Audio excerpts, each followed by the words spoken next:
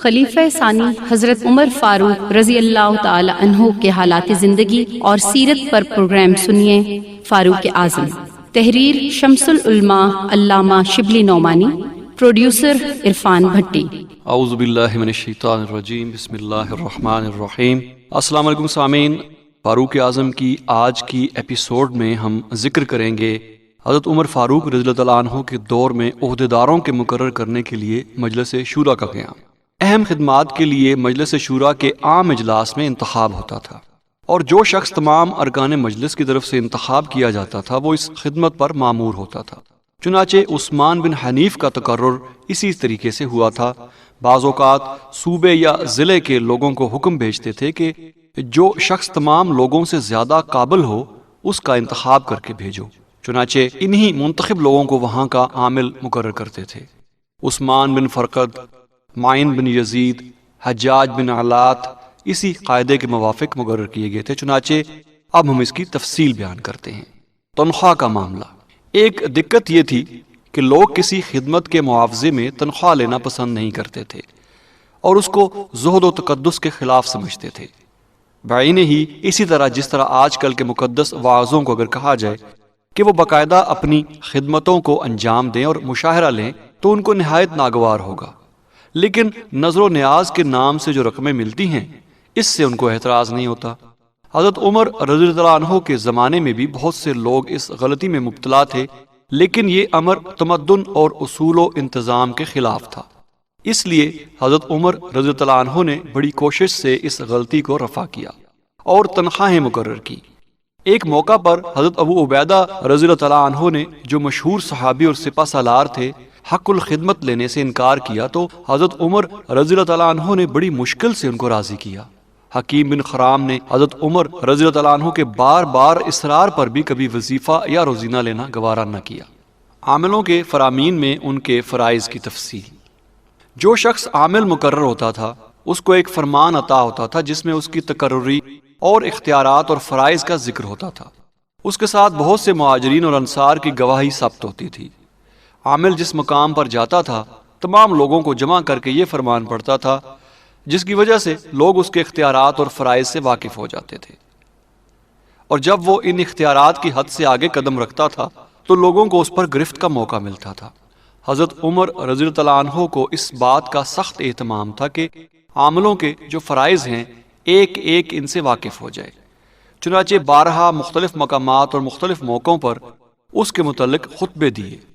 ایک خطبے میں جو مجمع عام میں دیا تھا، عاملوں کو خطاب کر کے یہ الفاظ فرمائے، ترجمہ: یاد رکھو کہ میں نے تم لوگوں کو امیر اور سخت گیر مقرر کر کے نہیں بھیجا ہے، بلکہ امام بنا کر بھیجا ہے کہ لوگ تمہاری تقلید کریں۔ تم لوگ مسلمانوں کے حقوق ادا کرو، ان کو زود کوب نہ کرو کہ وہ ذلیل ہوں، ان کی بیجا تعریف نہ کرو کہ غلطی میں پڑیں، ان کے لیے اپنے دروازے بند نہ رکھو کہ زبردست کمزوروں کو کھا جائیں، ان سے کسی بات میں بھی اپنے آپ کو ترجیح نہ دو کہ یہ ان پر ظلم ہے۔ جب کوئی شخص کہیں کا عامل مقرر کیا جاتا تھا تو حضرت عمر رضی اللہ عنہ صحابہ کے ایک بڑے گروہ کے سامنے اس کو فرمان تقرری عنایت کرتے تھے اور ان صحابہ کو گواہ مقرر کرتے تھے، جس سے یہ مقصد تھا کہ جو شخص مقرر کیا جاتا تھا اس کی لیاقت اور فرائض کا اعلان ہو جائے۔ ہر عامل سے عہد لیا جاتا تھا کہ ترکی گھوڑے پر سوار نہ ہوگا، باریک کپڑے نہ پہنے گا، چھنا ہوا آٹا نہ کھائے گا، دروازے پر دربان نہ رکھے گا، اہل حاجت کے لیے دروازہ ہمیشہ کھلا رکھے گا۔ یہ شرطیں اکثر پروانہ تقرری میں درج کی جاتی تھی، ان کو مجمع عام میں پڑھ کر سنایا جاتا تھا۔ عاملوں کے مال و اسباب کی فہرست۔ سامعین محترم، جس وقت کوئی عامل مقرر ہوتا تھا اس کے پاس جس قدر مال و اسباب ہوتا تھا اس کی مفصل فہرست تیار کرا کر محفوظ رکھی جاتی تھی، اور اگر عامل کی مالی حالت میں غیر معمولی ترقی ہوتی تھی تو اس سے مواخذہ کیا جاتا تھا۔ ایک دفعہ اکثر عمال اس بلا میں مبتلا ہوئے۔ خالد بن سائق نے اشعار کے ذریعے حضرت عمر رضی اللہ عنہ کو اس کی اطلاع دی۔ حضرت عمر رضی اللہ عنہ نے سب کی موجودات کا جائزہ لے کر آدھا آدھا مال بٹا لیا اور بیت المال میں داخل کر دیا۔ زمانہ حج میں تمام عاملوں کی طلبی۔ تمام عمال کو حکم تھا کہ ہر سال حج کے زمانے میں حاضر ہوں۔ حج کی تقریب سے پہلے تمام اطراف کے لوگ موجود ہوتے تھے۔ حضرت عمر رضی اللہ عنہ کھڑے ہو کر باعلان کہتے تھے کہ جس کسی کو عامل سے کچھ شکایت ہو تو پیش کرے۔ چنانچہ ذرا ذرا سی شکایتیں پیش ہوتی تھیں اور تحقیقات ہو کر ان کا تدارک کیا جاتا تھا۔ ایک دفعہ حضرت عمر رضی اللہ عنہ نے بہت بڑا مجمع کر کے خطبہ دیا اور کہا کہ صاحبو، اموال جو مقرر کر کے بھیجتے جاتے ہیں اس لیے نہیں بھیجے جاتے کہ تمانچے ماریں یا تمہارا مال چھین لیں، بلکہ میں ان کو اس لیے بھیجتا ہوں کہ رسول اللہ صلی اللہ علیہ وسلم کا طریقہ سکھائیں۔ سو اگر کسی عامل نے اس کے خلاف کیا تو مجھ سے بیان کرو تاکہ میں اس کا انتقام لوں۔ عمرو بن العاص رضی اللہ عنہ جو مصر کے گورنر تھے، انہوں نے اٹھ کر کہا کہ اگر کوئی عامل ادب دینے کے لیے کسی کو مارے گا تب بھی آپ اس کو سزا دیں گے؟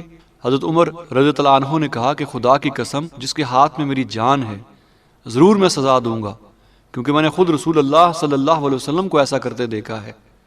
خبردار مسلمانوں کو نہ مارا کرو ورنہ وہ ذلیل ہو جائیں گے، اور ان کے حقوق تلف نہ کرو ورنہ کفران نعمت پر مجبور ہوں گے۔ ایک دفعہ حسب معمول تمام عمال حاضر تھے۔ ایک شخص اٹھا اور کہا، آپ کے عامل نے مجھ کو بے قصور 100 کوڑے مارے ہیں۔ حضرت عمر رضی اللہ عنہ نے مستغیث کو حکم دیا کہ وہی مجمع عام میں عامل کو 100 کوڑے لگائے۔ عمرو بن العاص نے کھڑے ہو کر کہا، یہ امر عمال پر گراں ہوگا۔ حضرت عمر رضی اللہ عنہ نے فرمایا کہ یہ نہیں ہو سکتا کہ میں ملزم سے انتقام نہ لوں۔ عمرو بن العاص نے منت کر کے مستغیث کو اس شرط پر راضی کیا کہ ایک ایک تازیانے کے عوض میں 2 اشرفیاں لے کر اپنے حق سے باز آئے۔ عاملوں کی تحقیقات۔ وقتاً فوقتاً عمال کی جو شکایتیں پیش ہوتی تھیں ان کی تحقیقات کے لیے خاص عہدہ قائم کیا جس پر محمد بن مسلمہ انصاری مامور تھے۔ یہ بزرگ اکابر صحابہ میں سے تھے، تمام غزوات میں رسول اللہ صلی اللہ علیہ وسلم کے ہم رکاب رہے۔ ایک دفعہ رسول اللہ صلی اللہ علیہ وسلم ایک مہم پر تشریف لے گئے تو ان کو مدینہ میں اپنا نائب مقرر کرتے تھے۔ ان وجوہ سے حضرت عمر رضی اللہ عنہ نے ایسے بڑے کام کے لیے انہی کو انتخاب کیا۔ جب کسی عامل کی شکایت آتی تھی تو یہ تحقیقات پر مامور ہوتے تھے اور موقع پر جا کر لوگوں کا اظہار لیتے تھے۔ 21 ہجری میں سعد بن ابی وقاص رضی اللہ عنہ جنہوں نے قادسیہ کی مہم سر کی تھی اور کوفہ کے گورنر تھے، ان کی نسبت لوگوں نے حضرت عمر رضی اللہ عنہ کے پاس جا کر شکایت کی۔ یہ وہ وقت تھا کہ ایرانیوں نے بڑے زور شور سے لڑائی کی تیاریاں کی تھیں اور 1.5 لاکھ فوج لے کر نہاوند کے قریب آ پہنچے تھے۔ مسلمانوں کو سخت تردد تھا اور ان کے مقابلے کے لیے کوفہ سے فوجیں روانہ ہو رہی تھیں۔ عین اسی حالت میں یہ لوگ پہنچے۔ حضرت عمر رضی اللہ عنہ نے فرمایا کہ اگرچہ یہ نہایت تنگ اور پر خطر وقت ہے، تاہم یہ تردد مجھ کو سعد بن ابی وقاص کی تحقیقات سے نہیں روک سکتا۔ اسی وقت محمد بن مسلمہ کو کوفہ روانہ کیا۔ انہوں نے کوفہ کی ایک ایک مسجد میں جا کر لوگوں کے اظہار لیے اور سعد بن ابی وقاص رضی اللہ عنہ کو ساتھ لے کر مدینہ میں آئے۔ یہاں حضرت عمر رضی اللہ عنہ نے خود ان کا اظہار لیا۔ کمیشن۔ بعض اوقات کمیشن کے طور پر چند آدمی تحقیقات کے لیے بھیجے جاتے تھے، چنانچہ اس قسم کے متعدد واقعات تاریخوں میں مذکور ہیں۔ بعض اوقات ابتداً عامل کو مدینہ بلا کر براہ راست تحقیقات کرتے تھے، اور اکثر یہ وقت ہوتا تھا جبکہ عامل صوبہ کا حاکم یا معزز افسر ہوتا تھا۔ چنانچہ ابو موسیٰ اشعری رضی اللہ عنہ جو مصر کے گورنر تھے، ان کی نسبت جب شکایت گزری تو حضرت عمر رضی اللہ عنہ نے مستغیث کا بیان خود اپنے ہاتھ سے قلم بند کیا اور ابو موسیٰ رضی اللہ عنہ کو اپنے حضور میں بلوا کر تحقیقات کی۔ ان پہ الزامات یہ تھے: نمبر 1، ابو موسیٰ رضی اللہ عنہ نے اسیران جنگ میں سے 60 رئیس زادے چھانٹ کر اپنے لیے رکھے ہیں۔ نمبر 2، ان کی ایک لونڈی ہے جس کو دونوں وقت نہایت عمدہ غذا بہم پہنچائی جاتی ہے، حالانکہ اس قسم کی ایک غذا عام مسلمانوں کو میسر نہیں آ سکتی۔ ان پہ تیسرا الزام یہ تھا کہ کاروبار حکومت زیاد بن سیما کو سپرد کر رکھا ہے اور وہی سیاہ و سفید کا مالک ہے۔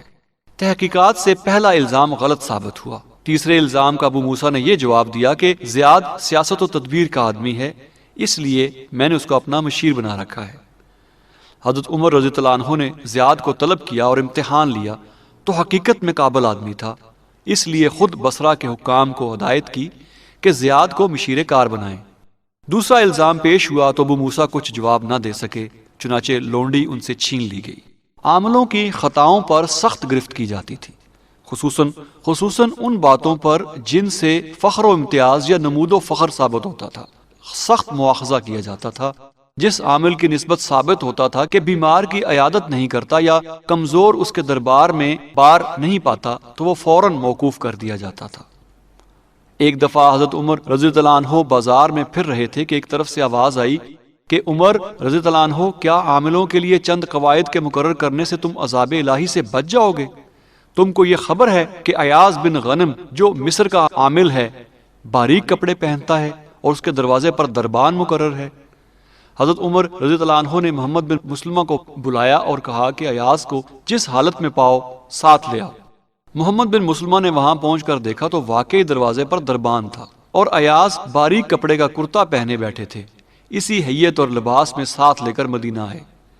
حضرت عمر رضی اللہ عنہ نے کرتا اتروا کر کمبل کا کرتا پہنایا اور بکریوں کا ایک گلہ منگوا کر حکم دیا کہ جنگل میں لے جا کر چراؤ۔ ایاز کو انکار کی تو مجال نہ تھی، مگر بار بار کہتے تھے کہ اس سے مر جانا بہتر ہے۔ حضرت عمر رضی اللہ عنہ نے فرمایا کہ تجھ کو اس سے آر کیوں ہے؟ تیرے باپ کا نام غنم اسی وجہ سے پڑا تھا کہ وہ بکریاں چراتا تھا۔ غرض ایاز نے دل سے توبہ کی اور جب تک زندہ رہے اپنے فرائض نہایت خوبی سے انجام دیتے رہے۔ حضرت سعد بن نبی وقاص رضی اللہ عنہ نے کوفہ میں اپنے لیے محل بنوایا تھا جس میں ڈیوڑی بھی تھی۔ حضرت عمر رضی اللہ عنہ نے اس خیال سے کہ اس سے اہل حاجت کو رکاو ہوگا محمد بن مسلمہ کو مامور کیا کہ جا کر ڈیوڑی میں آگ لگا دیں۔